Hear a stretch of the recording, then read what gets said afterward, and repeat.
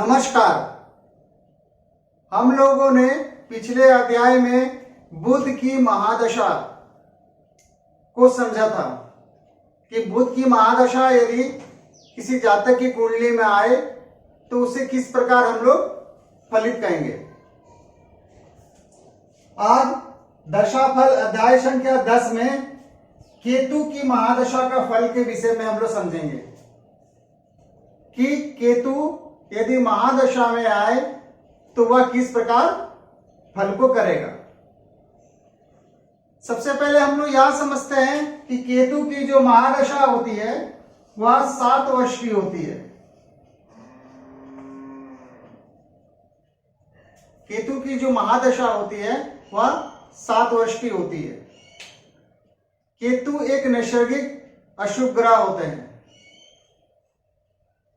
केतु को अन्य ग्रहों की तरह स्वामित्व प्राप्त नहीं है, क्योंकि इनका भौतिक अस्तित्व नहीं होता है।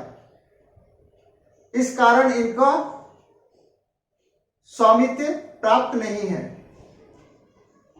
तो केतु को स्वामित्व प्राप्त नहीं है तो फिर यह फल किस प्रकार करेंगे और किन भावों का करेंगे। इनको तो भावों का स्वामी प्राप्त नहीं है, इसे हम लोग को समझने की आवश्यकता है। कहा जाता है कि केतु कुजवत केतु, अर्थात केतु मंगल के समान फल देता है। कुजवत का अर्थ होता है मंगल, और मंगल की भी महादशा जो होती है वह 7 वर्ष की होती है। तो केतु जो है मंगल की तरह फल देता है। केतु मंगल की तरह कब फल देता है? यदि किसी कुंडली में केतु स्वतंत्र रूप से स्थित हो तब वह मंगल की तरह ही फल करेगा। दूसरा, केतु फल किस प्रकार करेगा। केतु जिस भी भाव में स्थित होगा वह भाव का जो भी राशि होगा उस राशि का जो स्वामी होंगे, तो उस राशि के जो स्वामी होंगे उसके 2 राशियां होंगी, और वह 2 राशियां जिन भावों को निर्देशित करेगी लग्न अनुसार, उन भावों का केतु फल करेगा। दोनों भावों का फल करेगा, क्योंकि सूर्य और चंद्रमा इन दोनों को एक एक राशि प्रदान है। यदि सूर्य और चंद्रमा की राशि हो तो एक एक भाव का फल करेगा। और इन सब के अलावे 5 ग्रह जो हैं, मंगल, बुध, गुरु, शुक्र और शनि, इन सभीयों को 2-2 भाव का स्वामित्व प्राप्त है। दूसरा, केतु जिस ग्रह के साथ स्थित होगा अर्थात युति बनाएगा तो उस ग्रह के गुण स्वरूप को धारण करते हुए वह फल को करना चाहता है। तीसरा, केतु किस तरह फल करेगा। केतु यदि किसी ग्रह के द्वारा दृष्ट हो तो जिस ग्रह के द्वारा वह दृष्ट है उस ग्रह की जो गुण स्वरूप है वह उसको धारण करके वह फल को करना चाहेगा। तो इस प्रकार केतु फल को करेगा। केतु शुभ होगा या अशुभ होगा, इसे कैसे हम लोग समझेंगे। केतु यदि केंद्र, त्रिकोण स्थान में स्थित हो या तीसरे, छठे और 11वें भाव में यदि केतु स्थित हो तो वह केतु शुभ फल प्रदान करेंगे। साथ ही यदि वह शुभ ग्रह के प्रभाव में हो तो वह शुभ फल प्रदान करेंगे। केतु यदि 8 या 12वां में हो, 8 या 12 में स्थित हो तो वह अशुभ फल प्रदान करेंगे।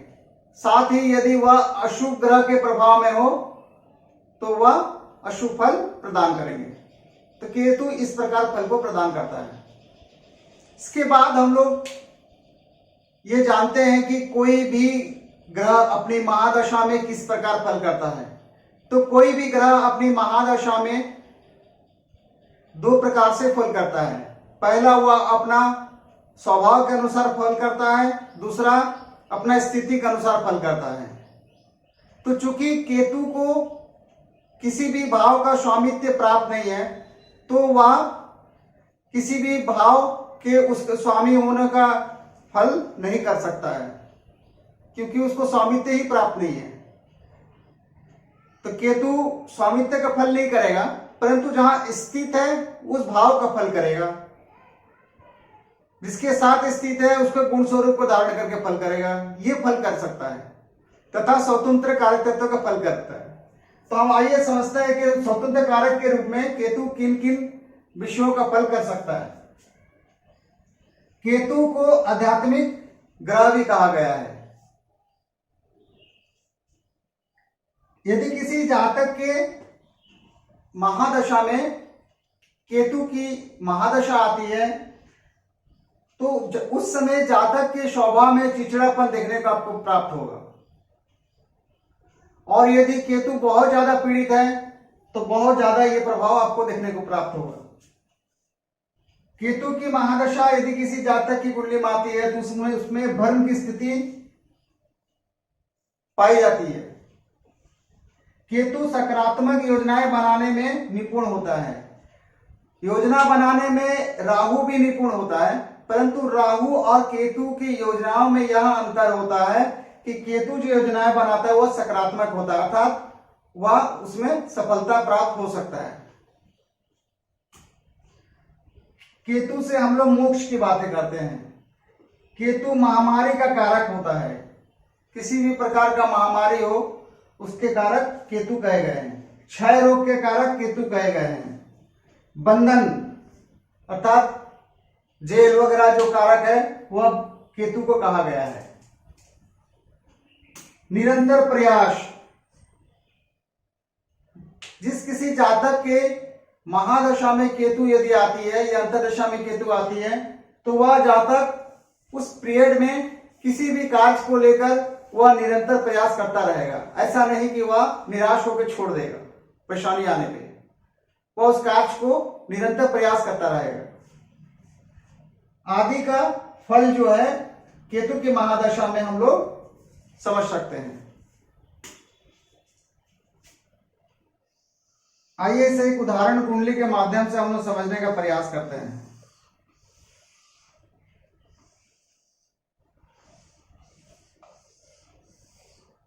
मान लेते हैं ये मेष लग्न की पत्रिका है।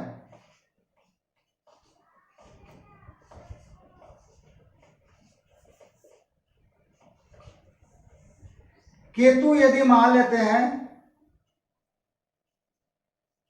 यहां स्थित है, 9वें भाव में स्थित है, तो केतु 9वें भाव में स्थित है अर्थात भाग्य भाव में स्थित है, तो केतु भाग्य भाव का फल तो करेगा, साथ ही साथ क्या करेगा, या किसकी राशि में बेटा, या गुरु की राशि में स्थित है। तो गुरु की दो राशि होती है, एक हो गया धनु राशि, दूसरा होता है मीन राशि। तो मीन राशि इस पत्रिका के अनुसार ये कौन सा भाव है, द्वादश भाव है।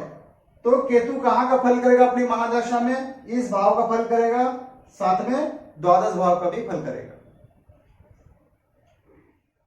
इसके साथ साथ केतु जो है वह अपनी दृष्टि का भी फल करेगा। तो केतु की जो दृष्टि होती है वो 5वीं 7वीं और 9वीं दृष्टि होती है। तो 5वीं दृष्टि से 1 2 3 4 5 लग्न को, छठा 7वां, तीसरे भाव को 8वां 9वां, पंचम भाव को, इन तीनों भाव को भी फल करेगा।